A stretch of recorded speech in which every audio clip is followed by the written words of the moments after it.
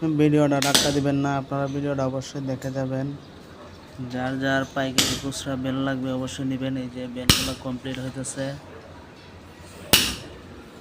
এই যে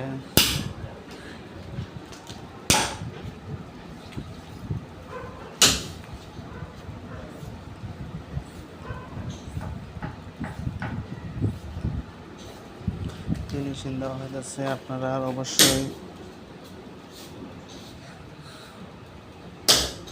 যার লাগে অবশ্যই আপনারা কমেন্টে জানাবেন। এই যে এখানে কাজ, এখানে পটি পাঞ্চ বকলেস লাগানো হবে।